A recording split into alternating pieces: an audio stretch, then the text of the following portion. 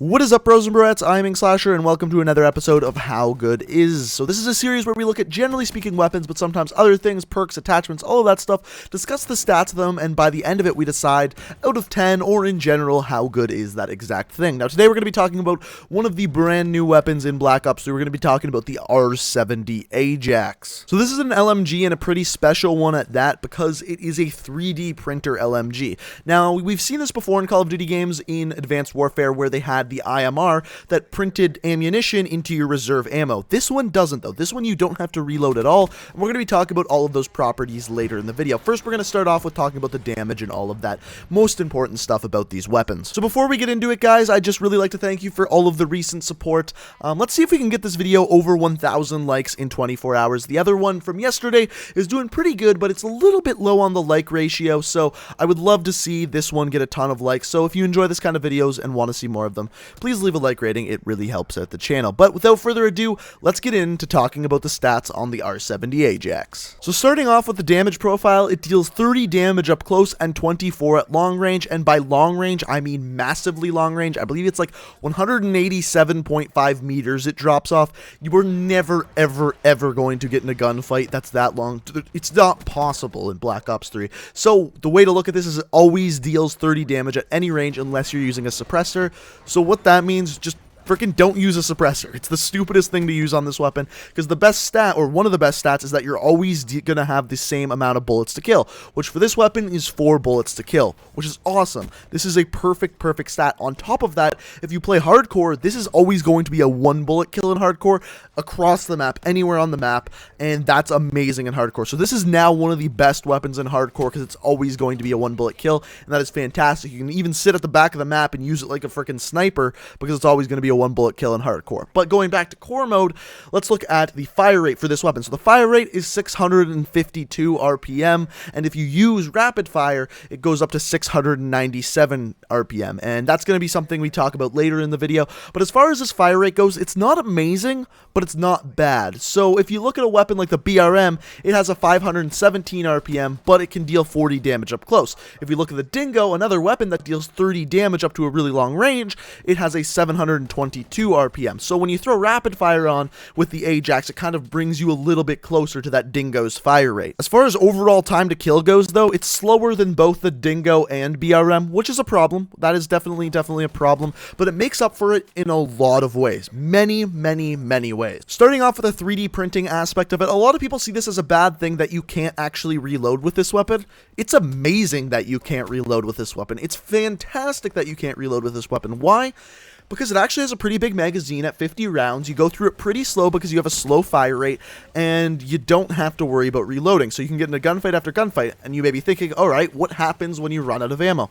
Switch weapons. It's that simple. Use an RK5, something that can still kill people out of range.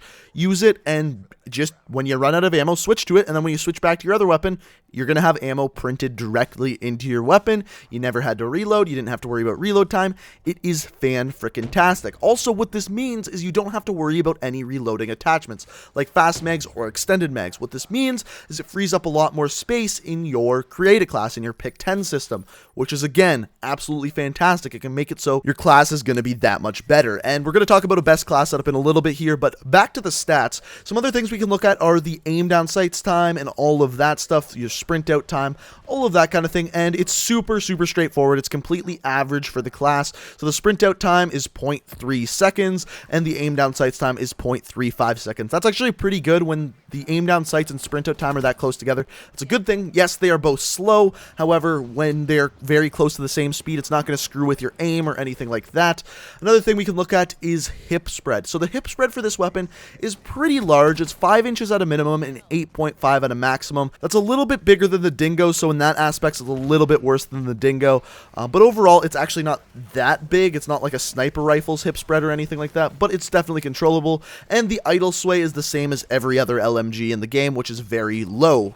For some reason, LMGs have really low idle sway in this game. Why? I don't know. It just helps with your aim a little bit. The only other thing we can talk about is the recoil and the iron sights. As far as the recoil goes, this weapon has very, very low recoil, especially for an LMG. It's extremely controllable. You don't really need a grip, but as I said, we're going to talk about a best class setup in a little bit. And on top of that, the iron sights are pretty good. They're not perfect. They're not the best. You can still use an optic attachment, and it makes a lot of sense too, because you're going to have the extra room in your class because you don't need fast hands. You don't need extended mags. In fact, you can't use them. They're not an option on this weapon. So what is the best class for this weapon? I'm going to give you a little bit of a different class than many people have talked about on YouTube. First of all, you're going to want rapid fire. Rapid on fire on this thing brings it to a similar time to kill as the Dingo, which is great because the Dingo's time to kill is actually pretty decent, especially for an LMG. So by using rapid fire, it improves that time to kill. You still get the super good accuracy with the weapon, and you get all its other good stats like not having to reload. However, you're going to burn through that ammo super quickly. So you're going to want to use either like an RK5 or a Marshall 16, whatever good sidearm you have, use something like that just in case you do run out of ammo. On top of that, quick draw and a boa sight are both very good with this. Why a boa sight? It improves your recoil. Instead of using a grip, which kind of makes no sense because the recoil is already really good with this weapon, you can throw a boa on there, and what that does is it increases the center speed. You're going to have better aim, and you're going to have an optic attachment so you don't have to use the iron sights. Like I said, the iron sights are good, but they're not perfect. So using the boa kind of knocks out two birds with one stone. As far as perks goes, you can really use any perks with this weapon. Fast hands isn't needed. It helps with that sprint out time a little bit, but if you're using fast hands, you definitely want to be using quick draw. They go hand in hand. I talked about this in an earlier video last week. But other than that, Sixth Sense, Ghosts are always good, Blast Suppressor, Dead Silence if you're playing something like Search and Destroy.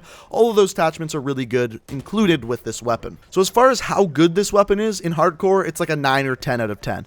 In regular core, I would say like a 7 out of 10. It's not perfect, it has a pretty slow time to kill, but it has really good accuracy, and you never have to reload with it. So for that fact, it brings it up to like a 7 out of 10. It's super easy to use. That's the thing. The Peacekeeper and the R70 Ajax are incredibly easy to use, and we'll talk about the Peacekeeper tomorrow. So guys, really, that's all I have to say about the Ajax. Like I said, overall, pretty good weapon. Not the best weapon in the game, but also not the worst. So let me know what you think down in the comment section below. Do you enjoy this weapon? Do you have it even? Did you get it out of any supply drops? I certainly didn't. I had to use a subscriber's account to make this video to get the gameplay, which I am very fortunate for. So thank you very much. You know who you are. So like I said, guys, if you enjoyed the video, it'd be fantastic if you could leave a like rating. Let's see if we can get this over 1,000 likes in 24 hours. That would be fantastic. If you're new to the channel, hit that subscribe button. I upload new Call of Duty videos every single day of the week. And if that sounds like something that interests you, that red subscribe button is sitting there with your name on it. Also, you can check out my Twitch. I stream 5 nights a week, Sunday through Thursday. My Twitter, that's also in the description. And my second channel, where I'm currently doing a Let's Play of Telltale's Batman and Abzu. It's a swimming game. You're like a diver. You can check that out down in the description. And I also do weekly vlogs over on that channel. So if that sounds like there's something you're interested in, all those links are in the description. So thank you all so much for watching. I love every single one of you. And until next time, peace out. Saying that it feels right.